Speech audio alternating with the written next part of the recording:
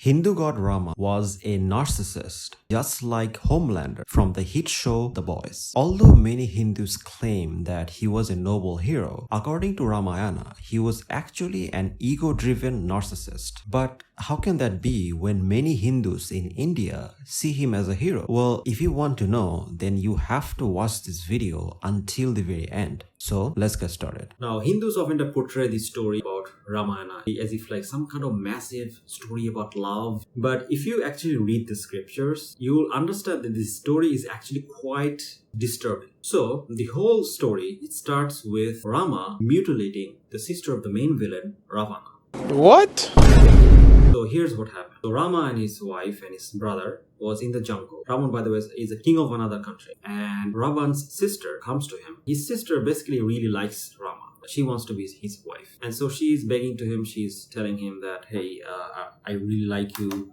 Can I marry you, etc. He at first says that, well, I don't think I can handle bickering of like two wives, is literally what he says. Females don't have independent thought. They don't come up with anything. They're just empty vessels. Then he offers his own brother as a husband. So basically he rejects her and she cannot take it properly. And then she basically launches herself at his wife. Tries to attack the wife of Rama. Rama, he stops her. He says the following. She is freakish, knavish, overly ruttish. O tigerly man, it will be apt of you to deface this paunchy demoness. Thus said to that mighty Lakshmana, immediately drew sword and chopped off her ears and nose before the very eyes of Rama. Read about this Islamic Ramayana, Arjuna Kanda 3:8-20-21.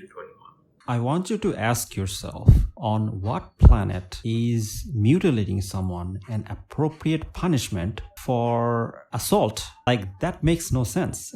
You don't literally mutilate someone simply because they tried to assault someone. Like, that the punishment doesn't fit the crime here. And this guy is supposed to be a god. He sounds like Homelander more than like some noble hero.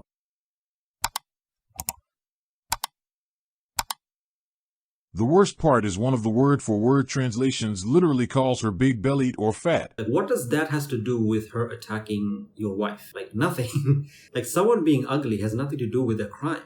Like, it's like he has no concept of justice. So basically, this is how it starts. And then she goes back to her brother, complains. Then after hearing this, Ravana was very angry for what Rama did to his sister. So he goes to the jungle and kidnaps Rama's wife Sita. And then her brother declares war. Now then this massive war happened and like a lot of people died. Then Ravana was killed. New king was established in his place. After all this, he finally calls his wife Sita and he says this. What a man should do in order to wipe out an insult, I have done by slaying Ravana, for I guard my honor jealously. You were re-won as the southern region, inaccessible to man, was regained by the pure-souled Agastya through his austerities. Be happy and let it be known that this audacious campaign, so gloriously terminated through the support of my friend, was not undertaken wholly for your sake. I was careful to wipe out the affront paid to me completely and to avenge the insult offered to mine illustrious house. So did you guys see what he's saying here? He's saying that I didn't go to war wholly for you. So that means that he doesn't care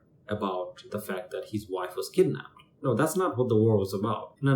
The war was about insult because he was insulted because his wife was taken. He didn't go to war because of some crazy love for his wife. That's not what happened. This becomes even more clear because after this he divorces her because Ravana supposedly touched her. This was a false allegation, by the way. This supposed god didn't even know his wife was innocent. Then after this she has to prove her innocence by jumping into the fire. If she survives, she will be declared innocent. Please note Rama never stopped her, which clearly shows he doesn't care for his wife. He only cares for his own ego and family honor. Yet this narcissist is supposed to be a god? So, and now it starts to make sense why he doesn't mention his wife at all when he's punishing the sister of Ravana. Because he doesn't care about his wife, right? And this is how he views women, right? I mean, like, this guy sounds more like Andrew Tate, if I'm being completely honest. Like, he does not value his wife at all. I do what I want. Females are barely sentient. And I find it interesting. I wonder, if it wasn't his wife, would he ever go to war? No, of course not. Would he ever care? No. Then it gets even worse. Imagine if it wasn't his wife and it was some Shudra. Would he ever go to war to save the Shudra's life? Absolutely not. Just think about what this story is promoting here. So then he says, suspicion has risen, however, with regard to your conduct, and your presence is as painful to me as a lamp to one whose eye is deceased. Henceforth, go where it best please you. I give you leave. O daughter of Jana, O lovely one, 10 regions are at your disposal. I can have nothing more to do with you. What man of honor would give rein to his passion so far as to permit himself to take back a woman who has dwelt in the house of another? You have been taken into Ravana's lap, and he has cast lustful glances on you. How can I reclaim you? I who boast of belonging to an illustrious house. The end which I sought in reconquering you has been gained. I no longer have any attachment for you. Go where you desire. This is the outcome of my reflection. O lovely. Turn to Lakshman, Bharat, Shagath, Griva, Titan, make your choice. Thirdly, Ravana, beholding your ravishing and celestial beauty, will not have respected your person during that time that you didn't dwell in his. Read about this in Islamic Ramayana, Yuddhakanda, Saga 115, verse number 125. This guy went to war supposedly for his wife and rescues her, then tells her that, look, I didn't go to war for you. He says that, but I cannot marry you because you've been sullied, right? Your virginity has been sullied somehow by another man kidnapping. He simply kidnapped her against her will, and she is guilty because for being forcefully kidnapped, I guess. Like how dare you get kidnapped? Is the logic here. Like, this is hilarious. So this guy is not only rescuing a victim who's been kind of brutalized, right, abused, and then taking her back and then kicking her out. Like, this is how you treat a victim of kidnapping? This guy is terrible. Like, he honestly sounds like Homeland more than like any god or whatever. Because this is the kind of stuff that Homelander would do, right? So he would go around and rescue like his fellow superheroes, but he'll not do it because he cares for them. He'll do it because he needs to save face, or he needs to do it for the company. That's exactly what's happening. And he literally says it himself, that he didn't just go to rescue her because, for her sake. No. He went there because his family was insulted, he was insulted, that's the reason. And because he doesn't actually care for her, he's now kicking her out. He doesn't value her at all. Because if he actually cared about your one wife, he would never say this thing. Because she didn't get kidnapped by her own choice. She was forcefully kidnapped. So it makes no sense. Like, no sensible person would behave like this. Like, this guy is such a narcissist. He thinks that everything is about him in the world. Wife was traumatized and kidnapped.